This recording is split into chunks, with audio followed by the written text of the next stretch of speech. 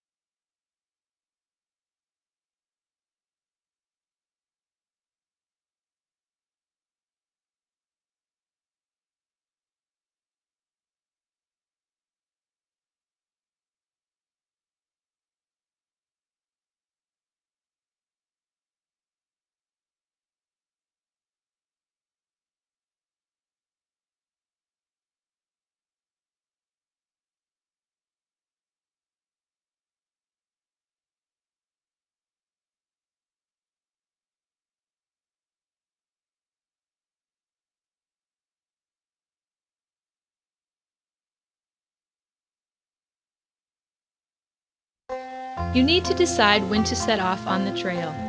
If you leave too early, there won't be much grass for your oxen to eat. You may encounter some very cold weather and late spring snowstorms. But if you leave too late, you may not get to Oregon before winter, which can be very dangerous. If you leave at just the right time, there will be green grass and, for the most part, mild weather.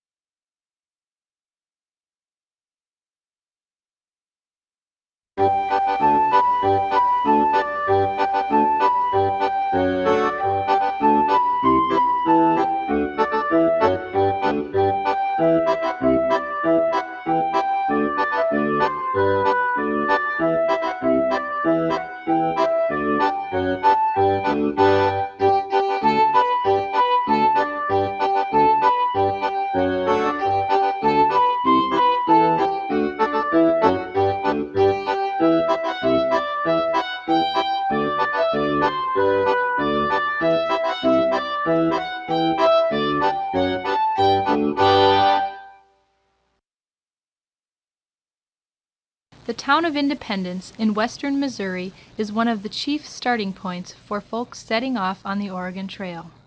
Emigrants from the east often rendezvous here to form wagon trains.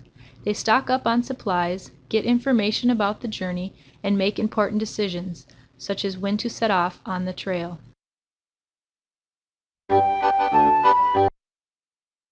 Better take extra sets of clothing.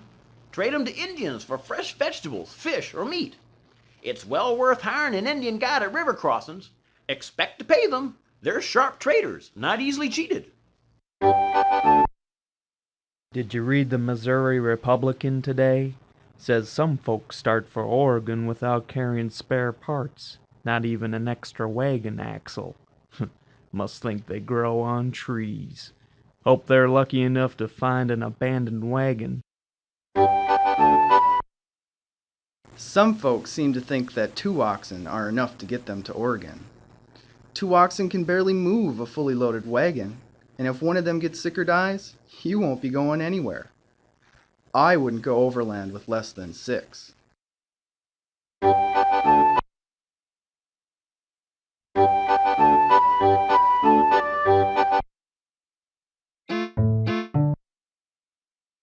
The Kansas River is a tributary to the Missouri. It is approximately 170 miles long. Its width and depth vary depending on the amount of recent rain or snowmelt. Where the Oregon Trail crosses the Kansas River, the average width is 620 feet, and the usual depth in the middle is about 4 feet, but be sure to check the present conditions when you get there.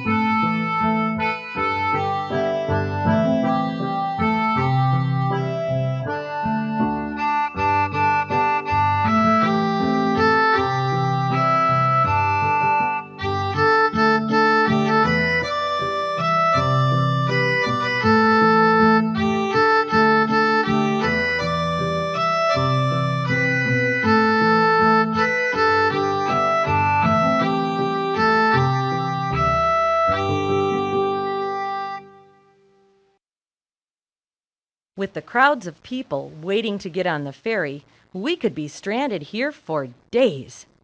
Hope there's enough graze for all those animals. Not many people carry feed. I'd rather wait, though, than cross in a rickety wagon boat. Can't afford to take a ferry. We're making our wagon into a boat. We'll turn it over, caulk the bottom and sides with pitch, and use it to float our goods across. Have to swim the animals. Hope it doesn't rain. The river's high enough. Don't try to ford any river deeper than the wagon bed, about 2.5 feet. You'll swamp your wagon and lose your supplies. You can caulk the wagon bed and float it, or be smart and hire me to take your wagon on my ferry.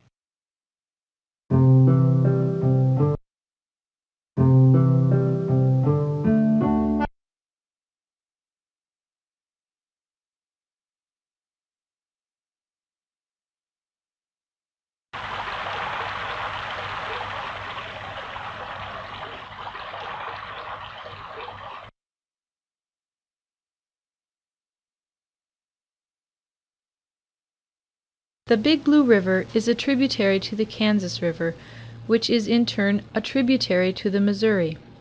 It's approximately 300 miles long.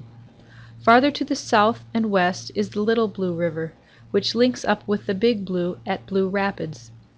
You'll cross the Big Blue north of the rapids, allowing you to avoid the Little Blue River altogether.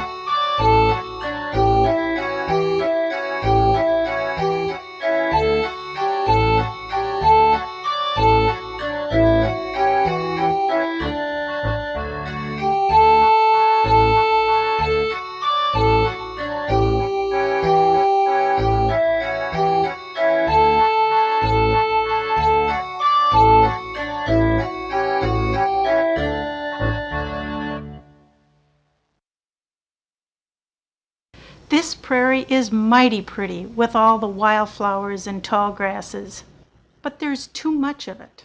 I miss not having a town nearby. I wonder how many days until I see a town with real shops, a church, people.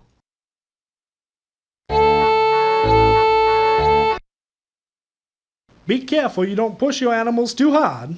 Keep 'em moving, but set 'em a fair pace. Can't keep driving 'em so fast, or you'll end up with lame-footed animals. A lame ox is about as good to you as a dead one. We've had enough. Pesky flies all day and mosquitoes all night. It's either baking sun or oceans of mud, and sometimes both. Worry over Indians attacking. Haven't seen any yet, but still a worry.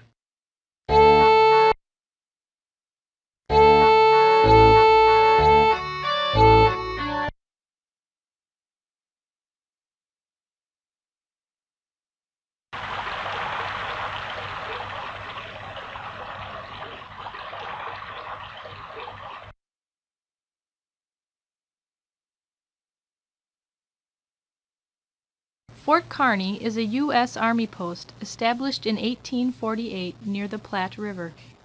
It garrisons cavalry troops who protect settlers and travelers along the Oregon Trail. It was named for General Stephen Watts Kearny, often spelled Kearney, who died in 1848 after helping to establish law and order in the region and serving in the Mexican War.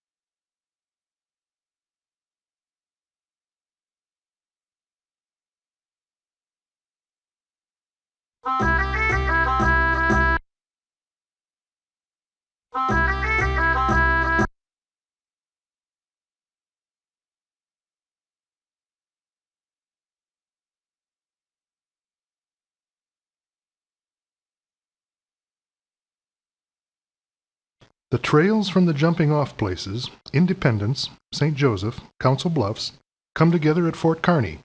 This new fort was built by the U.S. Army to protect those bound for California and Oregon. The Platte River Valley forms a natural roadway from Fort Kearny to Fort Laramie. Travelers bound for California, Utah, and Oregon all take this road. Could be the easiest stretch of the whole trip. Should see antelope and plenty of buffalo. The game is still plentiful along here, but getting harder to find. With so many overlanders, I don't expect it to last more than a few years. Folks shoot the game for sport, take a small piece, and let the rest rot in the sun.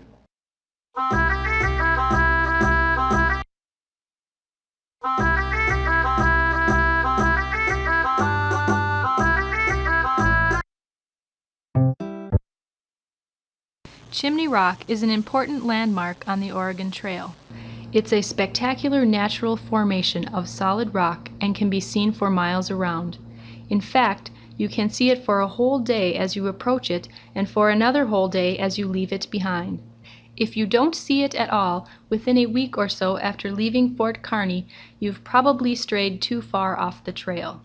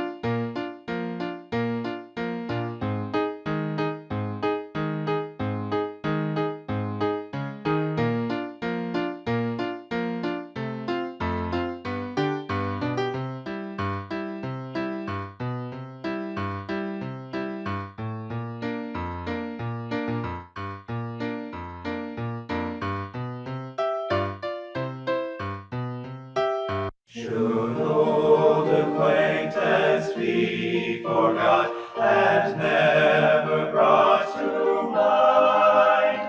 Should old acquaintance be forgot and days of old lang syne? For old lang syne, my friends, for old lang syne. We'll take a cup of kindness yet for the sake of old lang syne. For old lang syne, my friends, for old lang syne. We'll take a cup of kindness yet for the sake of old lang syne.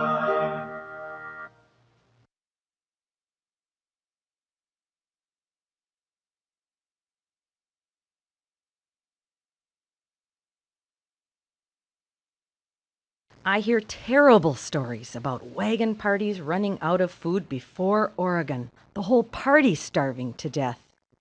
We must check our supplies often. We might not get there as soon as we think. Always plan for the worst, I say. Chimney Rock by moonlight is awfully sublime.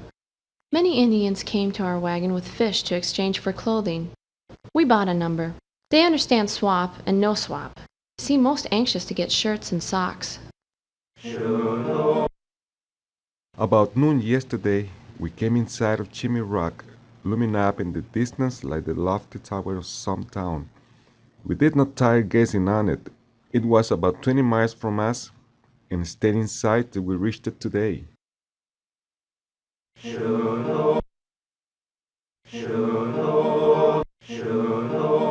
Acquaintance be forgot and never. Fort Laramie is a U.S. Army post near the junction of the North Platte and Laramie Rivers. Originally called Fort William, it was founded as a fur trading post in 1834. It was renamed for Jacques Laramie, a French trapper who worked in the region earlier in the century. Fort Laramie is an important stop for resting and getting supplies along the trail.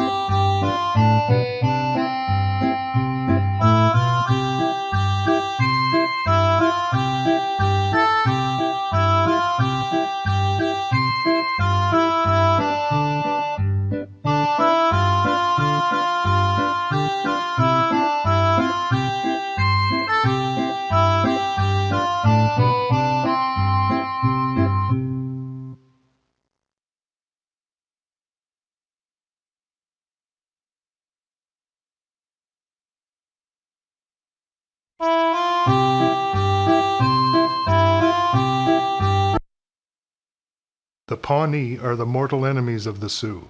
I would not hesitate to kill any Pawnee I met, but I have never killed a white man. All I ask from the white man is to leave me alone, and to leave my buffalo alone. Be warned, stranger. Don't dig a water hole. Drink only river water. Salty as the Platte River is, it's better than the cholera. We buried my husband last week. Could use some help with his harness if you can spare the time. These greenhorns heading across the Rockies know nothing about surviving in the mountains. It gets awful cold up there, even in summer. Many a traveler crossing the mountains too late in the year has gotten snowbound and died.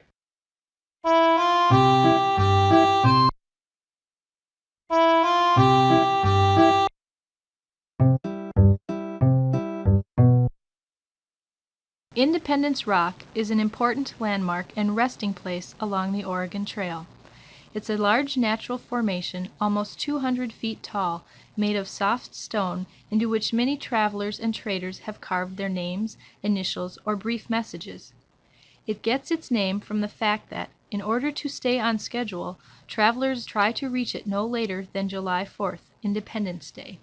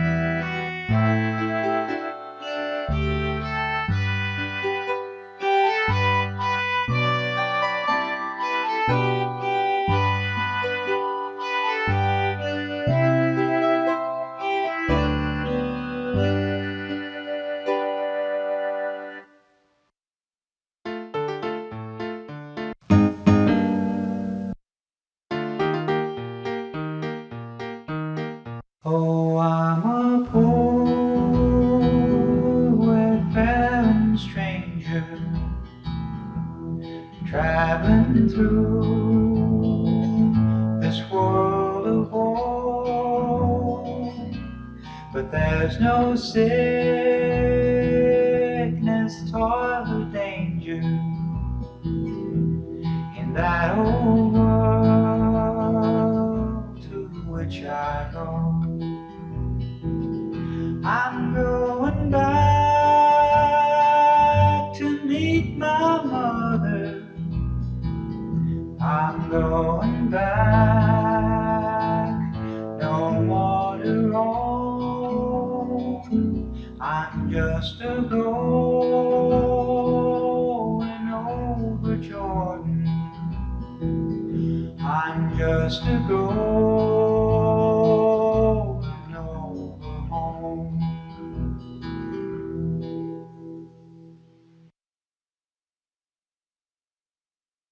Oh,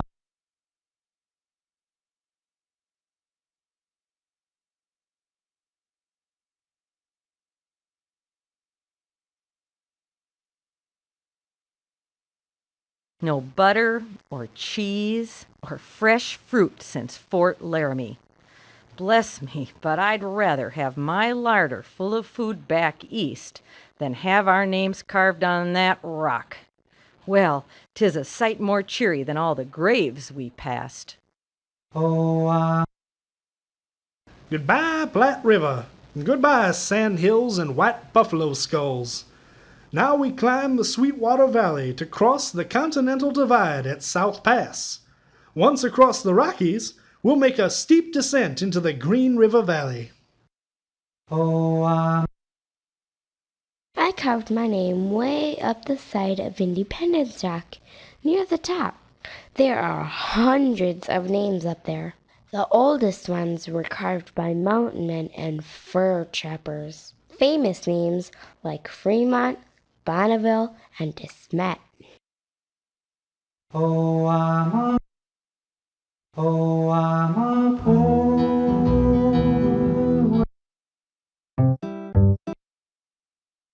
South Pass is a valley that cuts through the Rocky Mountains at their highest point, the Continental Divide. It marks the halfway point on your journey to Oregon. After South Pass, the trail splits. If you're short on supplies, you should head for Fort Bridger. But if you don't need supplies, you may want to take the shorter route and go directly to the Green River.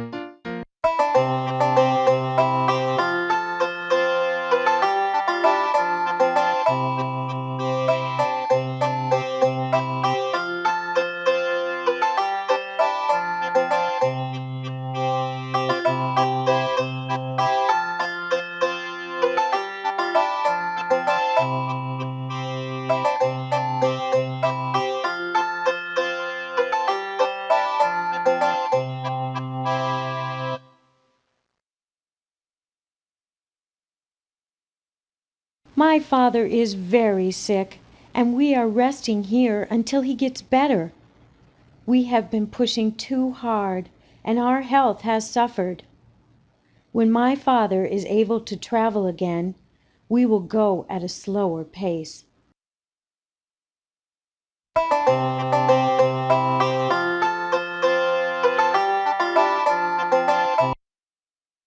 My family and I traveled with 40 other families to the valley of the Great Salt Lake to seek religious freedom. Back east, Mormons are persecuted. In Utah, we'll join together to build a new community, changing desert into farmland. When the white man first crossed our lands, their wagons were few. Now they crowd the trail in great numbers. The land is overgrazed with their many animals. Do any white men still live in the East? My people talk of moving.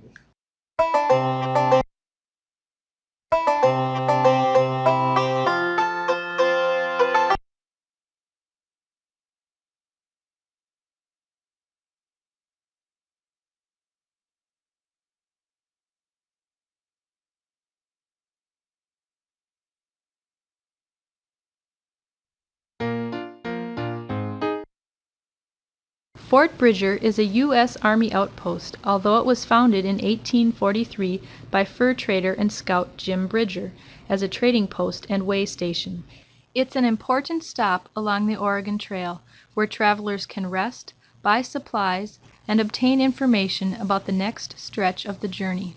A little over 100 miles to the southwest is the recent Mormon settlement of Salt Lake City.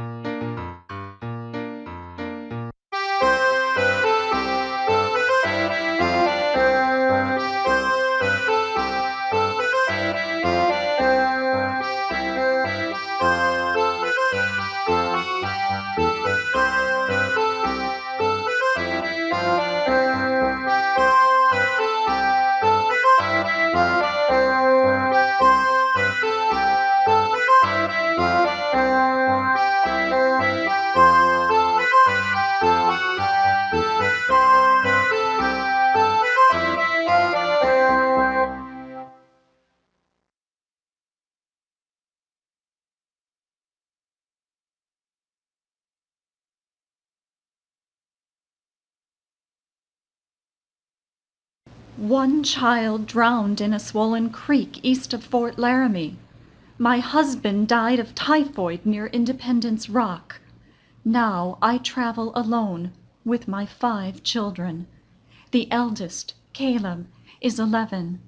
I fear he'll be a man before we reach Oregon. This fort was built by Jim Bridger. Jim was a mountain man before he put in this blacksmith shop and small store to supply the overlanders. Does a big trade in horses, Jim and his partner Vasquez. We should have taken the sublet cutoff. Not enough at this fort worth the time it took to get here, and the outrageous prices. Food's not fit to eat, much less pay for. Some folks would sell the clothes off our backs if we'd let them.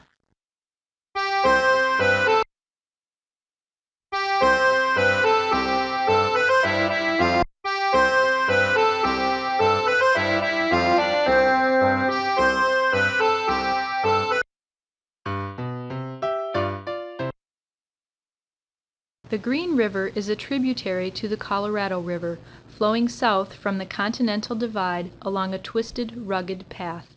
It's estimated to be more than 700 miles in length. It's navigable only at high water, and even then it's extremely dangerous. But you must cross it before proceeding west on the Oregon Trail, so be very careful.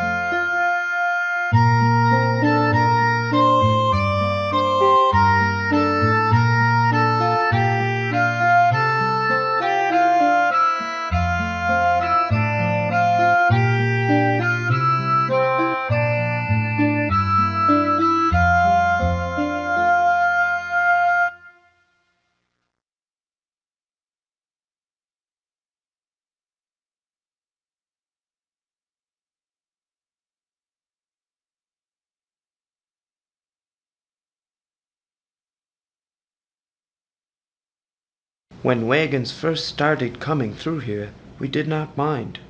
We even found it good to trade game and fish with the travelers and help them cross the rivers. Now there are too many white men and too little land for grazing. $5 to ferry us over the Green River? Those ferrymen'll make $100 before breakfast. We'll keep downriver until we find a place to ford our wagon and animals. What little money we have left, we'll keep. My family didn't buy enough food in Independence. We have been eating very small rations since Fort Laramie. Because of that, our health is poor. My sister has mountain fever, so we're stopped here for a while.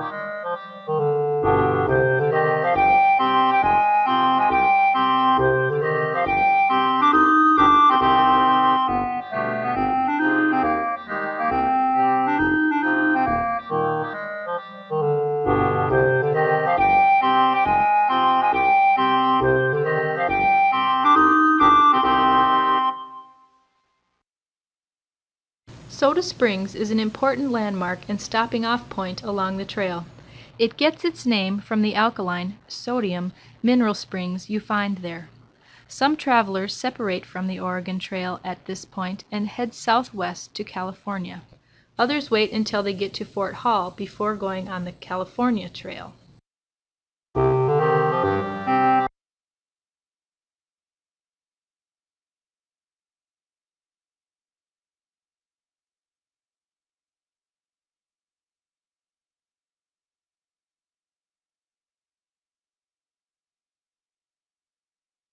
I've heard it said that there are many cut-offs to take to shorten the journey, that by taking all the shortcuts you can save many days on the trail. And why not? Saving time and provisions is worth the risk. My, the soda springs are so pretty. Seem to spout at regular intervals. Felt good to just rest and not be jostled in a wagon all day. When I get to Oregon, I'll have a soft feather bed and never sleep in a wagon again. My job every day is to find wood for the cook fire. Sometimes it's very hard to find enough, so I store extra pieces in a box under the wagon. On the prairie, I gathered buffalo chips to burn when there wasn't any wood.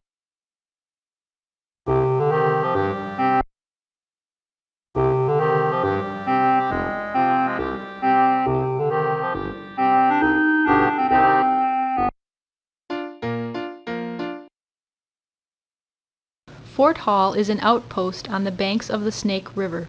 It was originally a fur trading post founded by Nathaniel Wyeth in 1834. Later it was bought by the Hudson's Bay Company. Ever since, it has served as an important stop along the Oregon Trail, where emigrants can rest and buy supplies. Some travelers turn southwest at this point and head for California.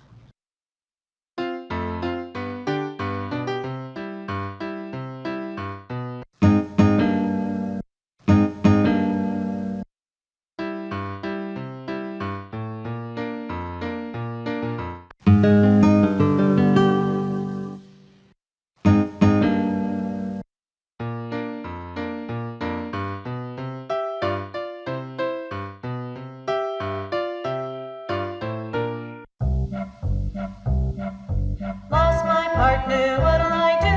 Lost my partner, what'll I do? Lost my partner, what'll I do? I'll skip to my loo, my darling. Loo, loo, skip to my loo. Loo, loo, skip to my loo. Loo is truer than you. Skip to my loo, my darling.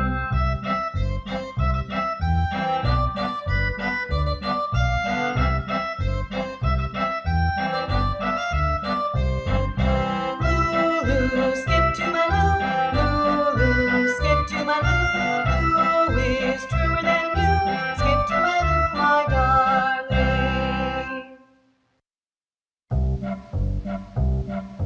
Lost my partner, what'll I do?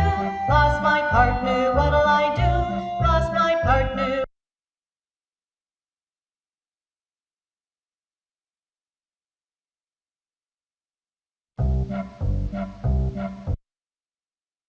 Well, friend, this is where we part. I'm bound for California with an imposing desert to cross. And you've got the Snake River to cross, which I hear is no picnic. Write us, you or the missus, just as soon as you reach Oregon. Hear there's mountain sheep around here. Enough water, too, but hardly a stick of wood. Thank heaven for Fort Hall. But I'm real sorry to be saying goodbye to Cousin Miles and all the folks heading for California. Fort Hall is a busy fort. The wide stretches of meadowgrass here are just what our tired animals need. As for me, I'll fix up the wagon leaks. Amanda's real anxious to wash all the clothes and linens in one of those clear streams.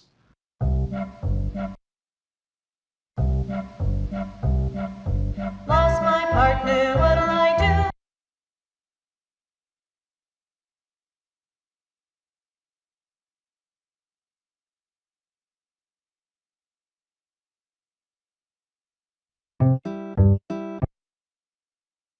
After leaving Fort Hall, the trail follows the Snake River for hundreds of miles.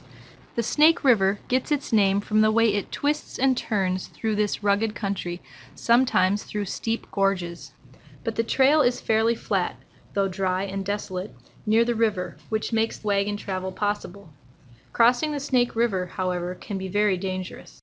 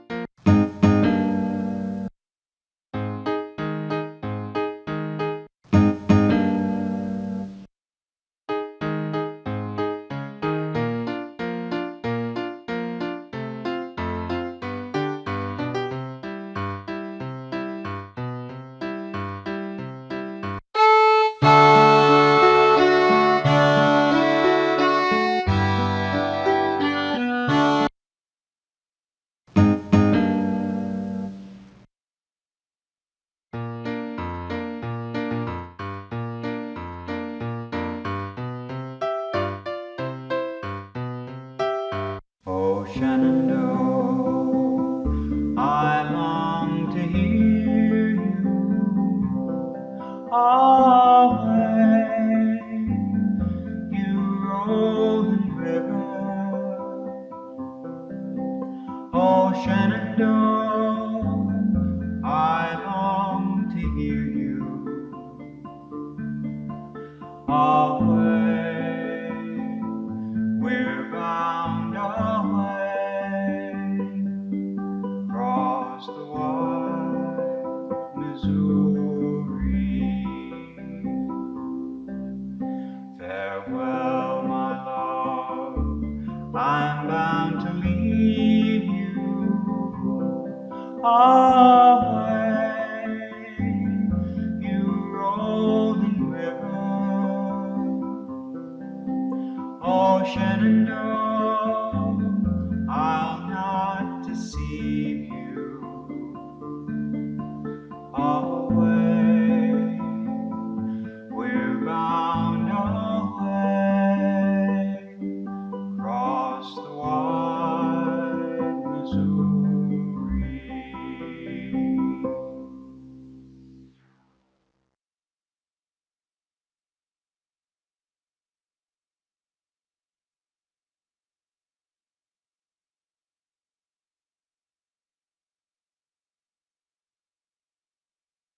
Down there between those steep lava gorges, twisting and writhing, is the Snake River.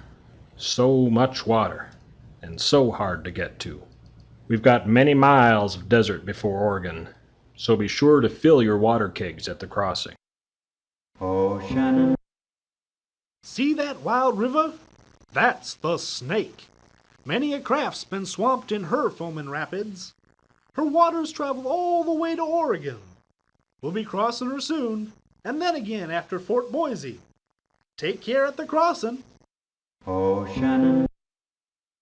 It says right here in the Shively guidebook, you must hire an Indian to pilot you at the crossings of the Snake River, it being dangerous if not perfectly understood.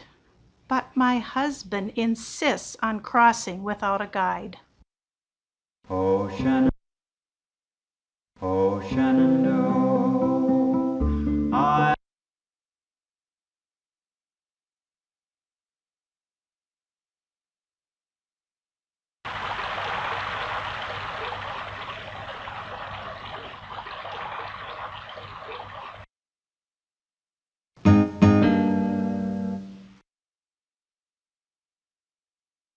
Fort Boise was built by the Hudson's Bay Company in 1834 as a fur trading outpost.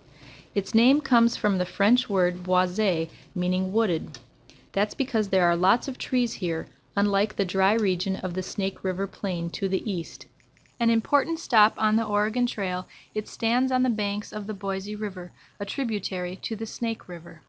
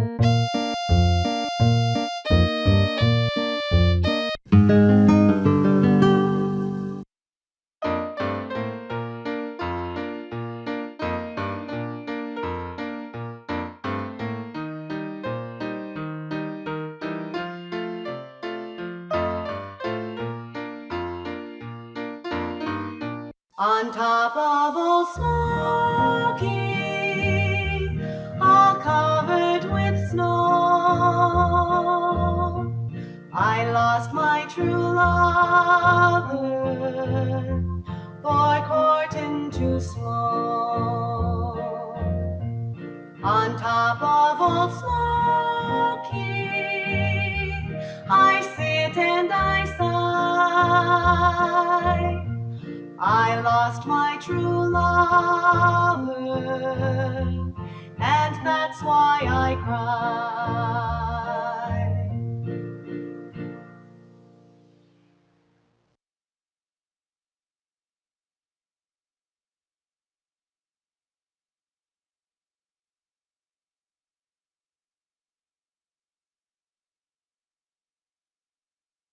On top of Old Every night, even though I ache from the day's toils, my head is filled with dreams of the rich farmland of the Willamette Valley. I will build myself a fine, handsome homestead, and I'm certain I'll be rich within 5 years. On top of You'll not get your wagon over them Blue Mountains, mister. Leave it. Cross your goods over with pack animals. Get yourself a couple of good mules. Pieces of wagons litter the trail, left by them folks who don't heed good advice. On top of At every fort along the trail, prices have been higher than at the previous fort. This is outrageous. They're taking advantage of us. If I had the chance to do it again, I'd buy more supplies in Independence. On top of Old Smoky, on top of Old Smoky, all The Grande Ronde, French for Great Ring, is a river that runs roughly parallel to the Blue Mountains. The Oregon Trail crosses through the Grande Ronde River Valley just before the mountains. The Grande Ronde Valley is noted for its beauty and is greatly appreciated by emigrants as a sign that their long journey is nearing its end.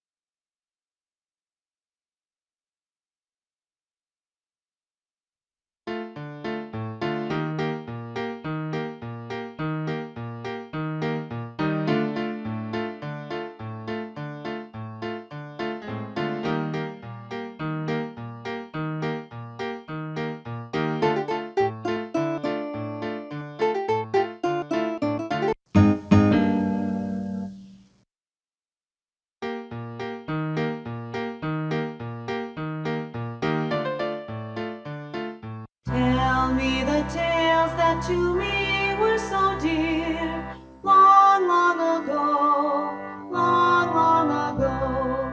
Sing me the songs I delighted to hear, long, long ago, long ago. Now you are come, all my grief is removed. Let me forget that so long have you rode. Let me believe that you love as you said, long, long ago, long ago. This valley of the Grande Ronde is the most beautiful sight I've seen in months. Water and graze in abundance. And if this valley is so fine, the Willamette must be twice as fine. We'll be sitting pretty in our new homestead. Tell me Since crossing the Snake at Fort Boise, it's been just mountains and desert. Dust deeper each day, 6 inches at times. No tracks, just clouds of dust. Many cattle choked on the dust after swimming the river, then bled and died. Tell me the We followed the edge of the desert from Fort Boise to the forbidding wall of the Blue Mountains. The hills were dreadful steep. Locking both wheels and coming down slow, we got down safe. Poor animals. No grass or water for days. Tell me the tales that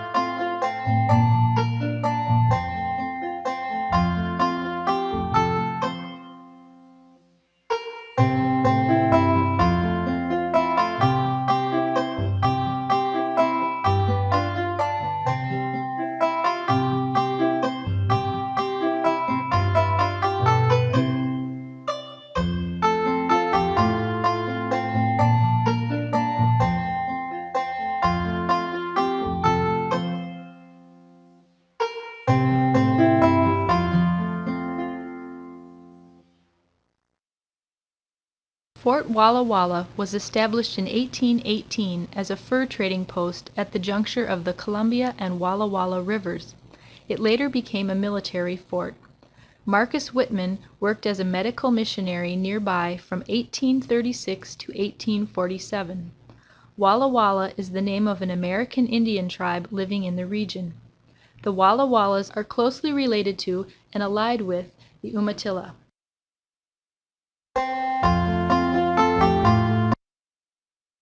I've traveled in fear of Indians since our journey began. As of yet, we've seen few. Those we met helped us cross rivers or sold us vegetables. Still, I fear. I've read grave markers and heard stories of killings in these mountains. My cousin Catherine was one of 6 children, orphaned and left at Whitman's mission. Lived with them for 3 years, until the massacre last November. She has survived snake bites, stampedes, falls, fights, not to mention a massacre.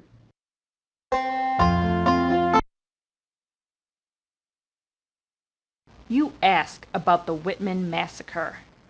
I ask you why Dr. Whitman's medicine did not cure my people's children. Many caught the measles from the strangers. Why did the medicine poison our children and cure the children of white people?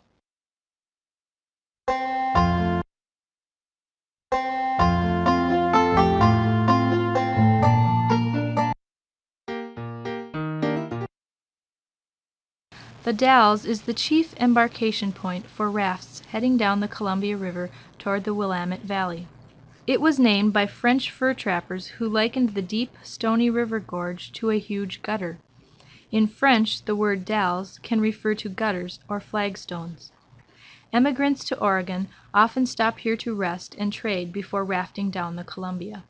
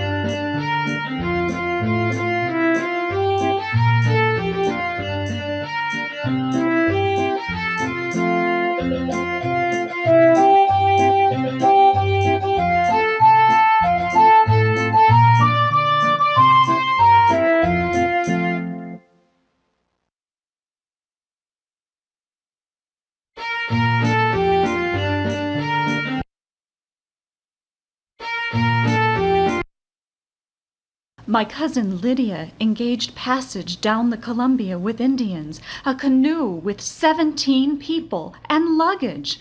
The wind blew so heavy they had to lay by. Near dark, high waves came up over their heads. Finally, they made it to shore safely. I collect the tolls for the Barlow Road, a bargain at twice the price.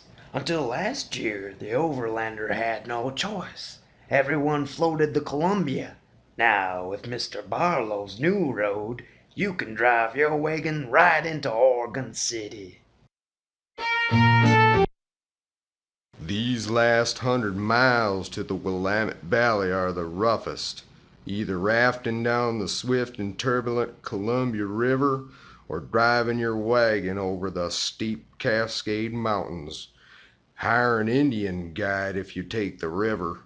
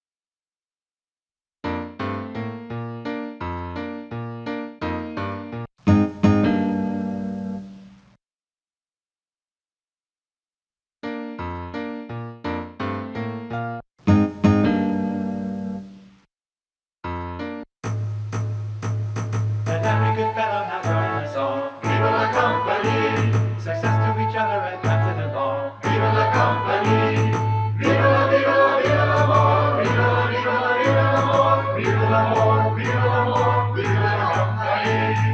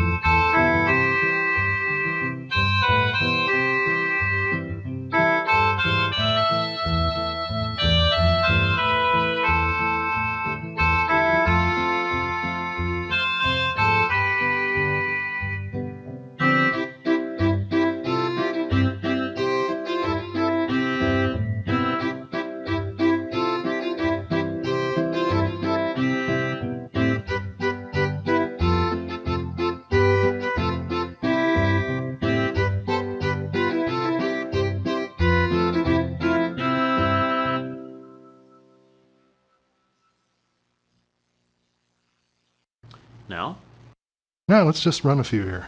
Ran out of breath.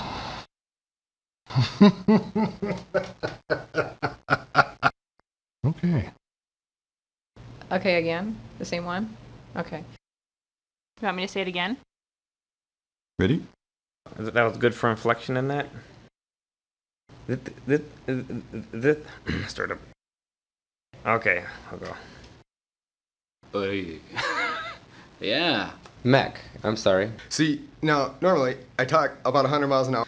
All right. You're making a lot of trouble. Oh, look. We'll fix it. Worth the time. That's not good enough. Okay. Okay. Ready? Recording or you're going to play back? Oh, okay. Are you ready? Oh, picky, picky. And you'll need plenty of flour. I don't like that. We've had enough. Okay. Can I start over?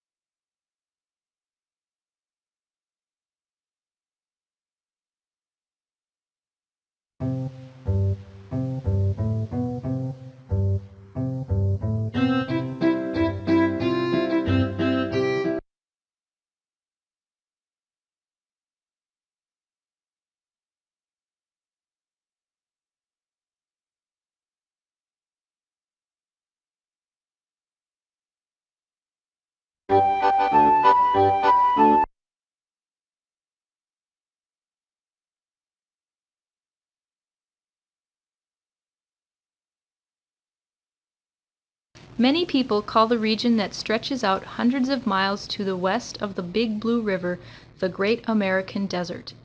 That's because it's a flat, dry region in which there isn't much growing except for grass.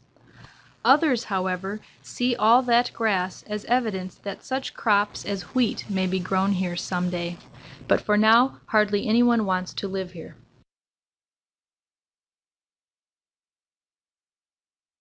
The Oregon country was opened up by fur trappers and traders. Indians, British, Russians, French, Spanish, and Americans all took part in the Northwest fur trade.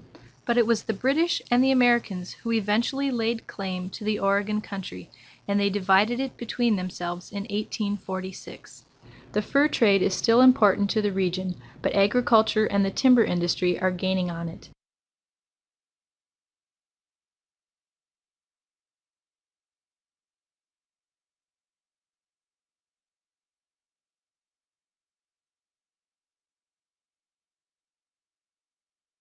Fording a river means trying to pull your wagon through a shallow part of the river with the oxen still attached. It should only be attempted in slow-moving water, less than 2½ feet deep. Even then, there's some risk of getting stuck, of the oxen losing their footing, or of having your wagon swamped by water, in which case you may lose some supplies. At some rivers, there are large, flat rafts known as ferries available to take your wagon across. You'll have to pay the ferry owner several dollars for the crossing. It is, however, one of the safest ways of crossing a river, especially if the water level is high. But it's not without some risk. Like any boat or raft, a ferry can sink. One of the most popular emigrant resting and camping spots in the Blue Mountains is Emigrant Springs. With an ample supply of good water, a great many trees providing plenty of wood for campfires, and pleasing scenery, Emigrant Springs provides a brief though welcome relief from the rigors of the trail. Dysentery is an inflammation of the intestines that can be caused by bacteria, internal parasites, or chemical poisons spread by contaminated food or water. Its symptoms include abdominal pain and severe diarrhea. Death can result from dehydration or blood poisoning. Rest and good water are important for recovery, although it can recur chronically for a long period of time. In 1846, a wagon train captained by George Donner set off on the Oregon Trail. After South Pass, they turned southwest toward California, but they were delayed in the Rockies and Great Salt Lake Desert and were blocked by winter snows in the Sierra Nevada. Half of them died, and the survivors resorted to cannibalism.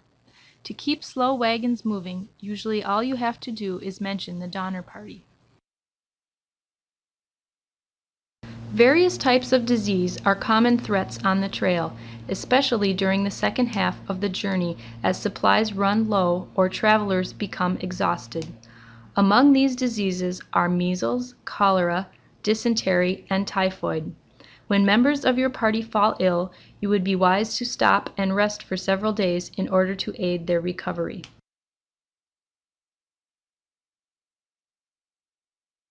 The Columbia River is the largest, most important river in the Northwest. It starts up in Canada and passes through the Oregon Territory, flowing more than 1,000 miles to the Pacific Ocean. It has cut a deep gorge through the rugged Oregon countryside. It also has many rapids, making navigation difficult. Rafting down the Columbia can be very dangerous. Cholera is caused by a bacterial infection of the small intestine, acquired from contaminated food or water. Its symptoms include severe diarrhea, vomiting, muscle cramps, and weakness. If left untreated, its victims can quickly become dehydrated, go into a coma, and die. It's vital that patients rest and replace the water and salt they've lost. Recovery takes place within 2 to 7 days. The Chinook Indians live along the Columbia River. Famous as traders, they travel widely across the Northwest, carrying goods back and forth between coastal peoples and those living in the mountains and Great Plains. The Chinook language has therefore become the chief trading language of the region. Anyone who wants to succeed as a trader in the Oregon Territory had better know Chinook.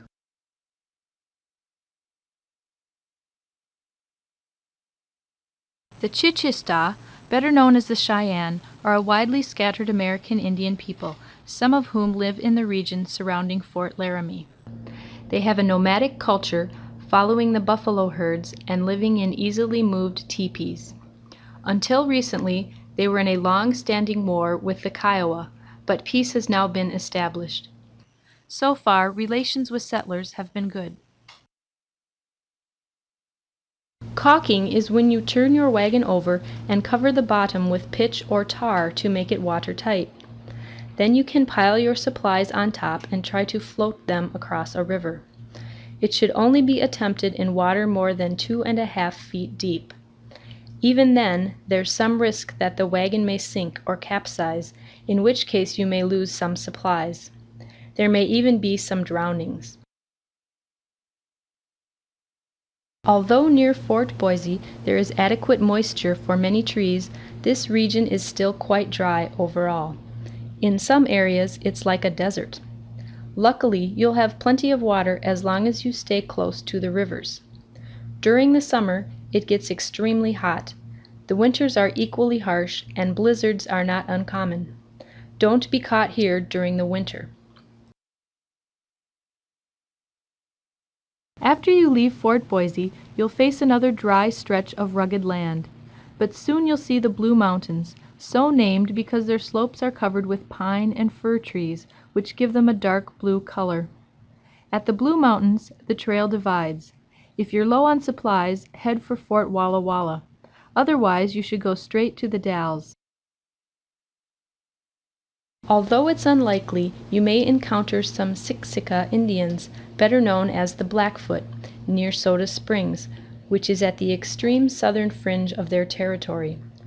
Unlike most of the other tribes on the trail, the Siksika have not had peaceful relations with immigrants, whom they consider to be trespassers. The Siksika are the most powerful tribe of the Rocky Mountains region. The Big Blue River is a tributary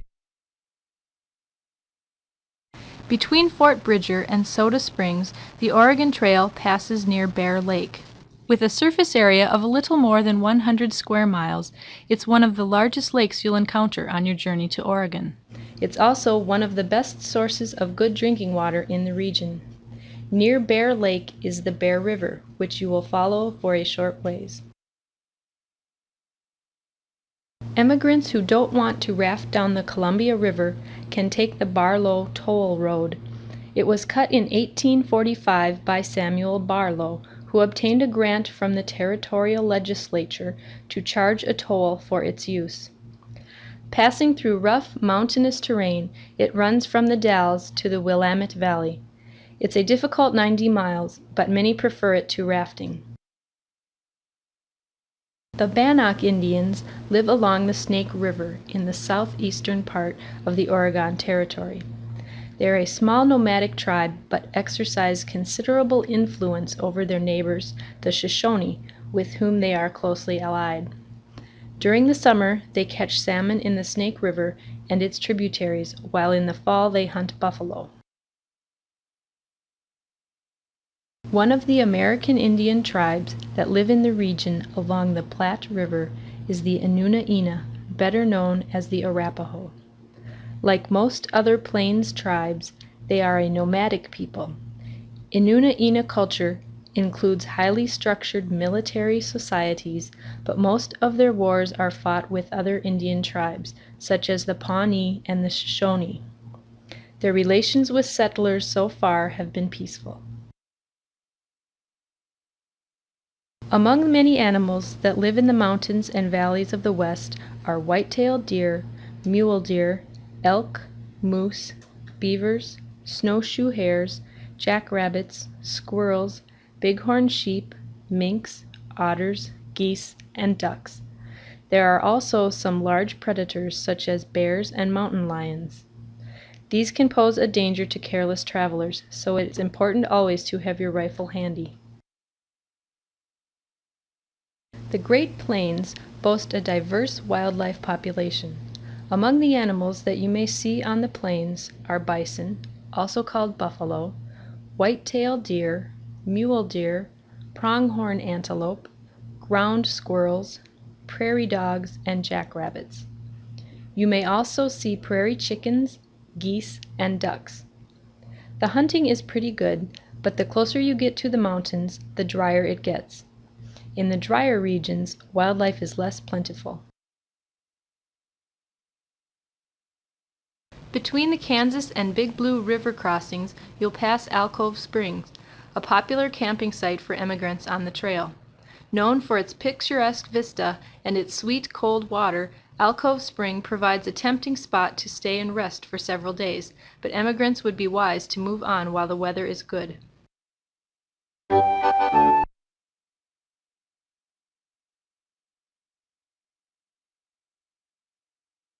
Early on the trail, in the area of the Kansas River, you'll be passing through some Indian reservations. The Indians who live here belong to tribes that originally lived much farther to the east, but were forced by the government to move.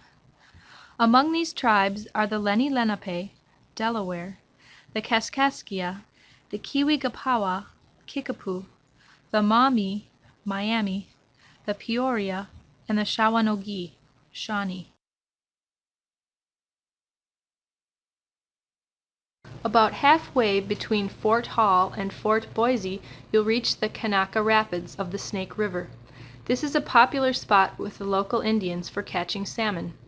It's also a common site for trading between emigrants and the Indians, who use salmon in their bartering.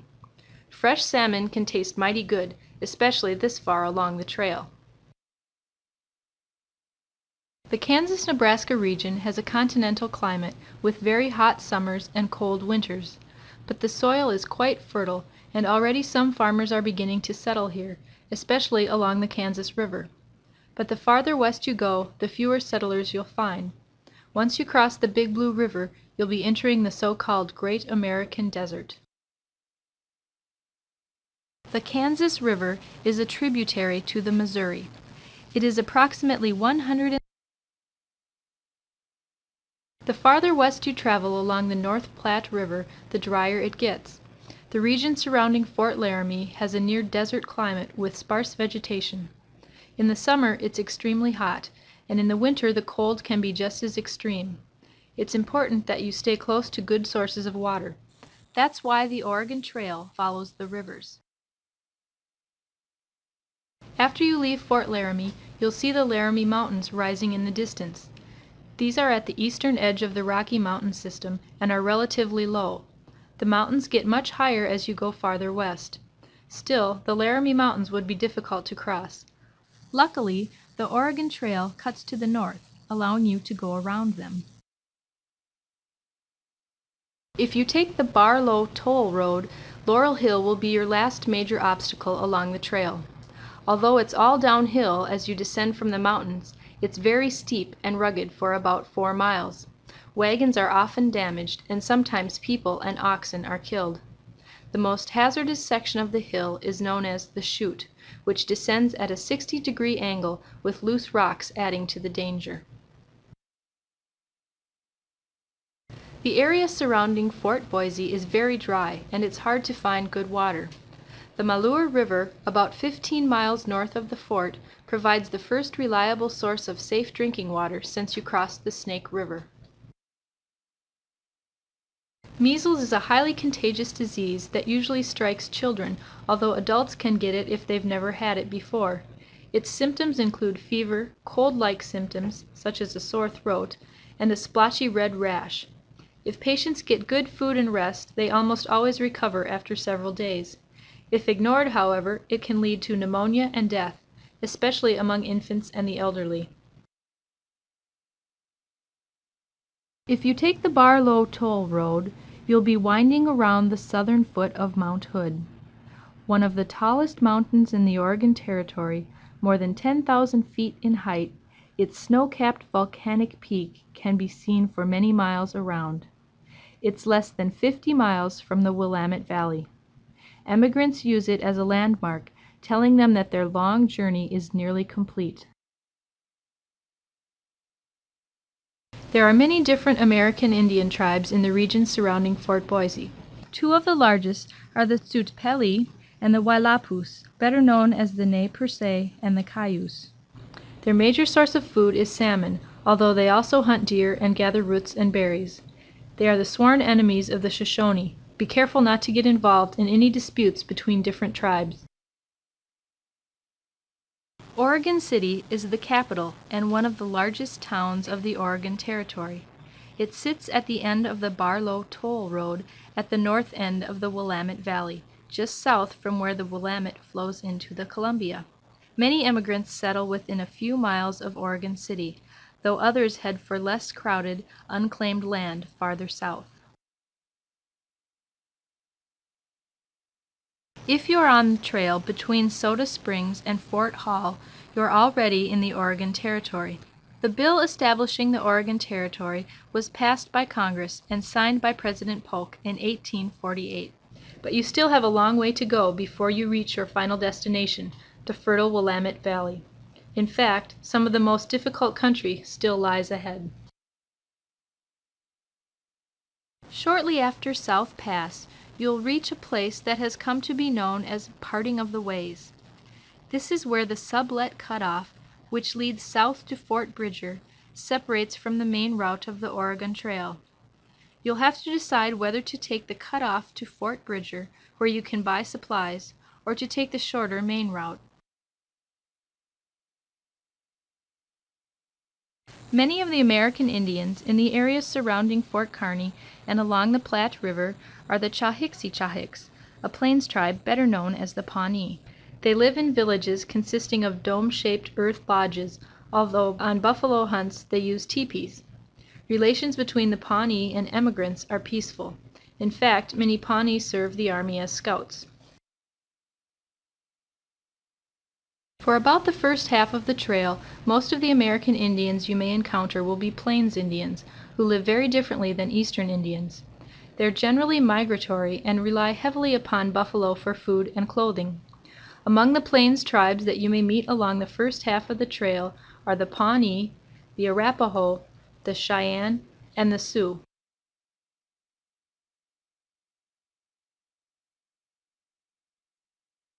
Quicksand is an occasional hazard along the Oregon Trail, particularly in the vicinity near the Snake River, about 100 miles southeast of Fort Boise.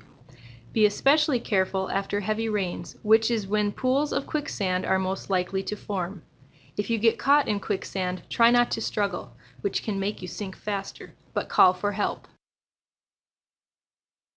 You'll have many rivers to cross on your way to Oregon. You can always choose to ford a river, that is, to pull your wagon across a shallow part, or to caulk your wagon and float it across. At some rivers, you can also choose to pay to take a ferry across or to hire an Indian guide to help. Be sure to consider a river's present conditions before deciding how to cross. The Rocky Mountains make up the largest, longest mountain system in the United States. In fact, one might think of them as being the backbone of the North American continent. They are very high and extremely rugged. If it weren't for a few valleys, such as South Pass, it would be almost impossible for wagons to pass through them. About 2/3 of the way between Independence, Missouri, and the Kansas River crossing, you'll pass the point where the Santa Fe Trail splits from the Oregon Trail. Emigrants who wish to go to the New Mexico Territory should take the Santa Fe Trail, which continues off to the southwest. A little over 20 miles west of Chimney Rock, you'll pass Scott's Bluff, a large natural formation near the south banks of the North Platte River. Its high, steep, rocky cliffs, reminiscent of a gigantic fort, inspire great wonder among emigrants to Oregon. You may encounter Shoshone Indians, who call themselves the Nomo, near Independence Rock and beyond. They are a nomadic people who live on wild seeds, insects, and the mammals of the region, rabbits, pronghorn, and sometimes buffalo. Their relations with emigrants so far have been peaceful. Sacagawea, who was a guide for Lewis and Clark, was a Shoshone woman. The Lakota Indians are better known as the Sioux, a French term based on an Ojibwe word that's insulting to the Lakota. They are one of the largest American Indian tribes of the Northern Plains. They inhabit a vast territory stretching from Minnesota west to the Rockies and south to the Platte River. While traveling to Oregon, you may see their hunting parties in pursuit of buffalo. Rattlesnakes are common along the Oregon Trail, especially in the mountains and along the Snake River. If you see or hear a rattler, keep your distance. A snake bite is cause for serious concern. If anyone in your party is bitten by a snake, they will become very sick and may well die unless they receive adequate care, including plenty of rest. After leaving Fort Hall, the trail follows the Snake River.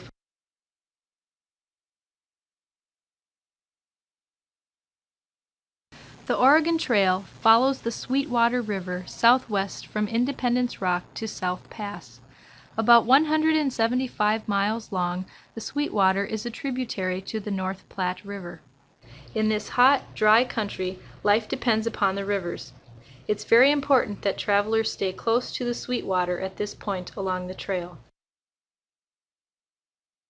Typhoid is a serious disease caused by a bacterial infection of the bloodstream. It's usually spread by contaminated food or water. Early symptoms include fever, headache, and weakness, later followed by a red rash. Often there's also diarrhea, nose bleeding, and coughing. Good food, water, and rest help in recovery, which may take several weeks. Untreated, it can lead to massive organ failure and death. The Umatilla Indians, who live in the region of the Blue Mountains, are related to the Nez Perce and the Cayuse, and like them, have a culture based on salmon fishing. So far, the relations with emigrants coming to settle in the Oregon country have been good. Some are worried, however, that this may not last as settlers continue to flood into Oregon. The wagon tongue is a wooden beam that extends from the front of the wagon to which the oxen harness assembly is attached. In other words, it connects the wagon to the oxen that pull it. If the wagon tongue breaks, you have to repair or replace it before you can continue on the trail. The region between the Green River and Fort Hall is extremely rugged and difficult to cross. The Wasatch Mountains account for much of this ruggedness. A branch of the Rocky Mountains, the Wasatch Mountains, run south about 250 miles from near Soda Springs down to the area of the Great Salt Lake. As you follow the Snake River through the southeastern Oregon Territory, you'll see many waterfalls, some of them quite spectacular. It's because of these waterfalls that you can't simply get on a raft and float all the way down the Snake River to the Columbia. Among the more scenic falls are the American Falls, the Shoshone Falls, and the Fishing Falls. Whitman Mission lies near Fort Walla Walla, about 30 miles north of the main route of the trail. It was established in 1836 by Dr. Marcus Whitman, a Methodist missionary who helped to blaze the Oregon Trail. It served as an important way station on the trail until 1847, when it was abandoned following an Indian attack in which Whitman was killed. Be careful in this region. The local Indians are becoming increasingly alarmed at the continued influx of emigrants and the spread of disease among their people. The Willamette Valley is the goal of most emigrants to Oregon. The Willamette River flows north into the Columbia River, running parallel to the Pacific coast, only about 50 miles to the west. The river has created a wide, fertile valley with some of the best soil in Oregon. That, plus the mild climate and plenty of rainfall, makes it ideal farming country. Just before you reach Independence Rock, you will pass Willow Springs, which provides an ample supply of safe drinking water. By this point, you'll be in dry country, where good water is scarce. It's extremely important that you and your oxen have safe water to drink.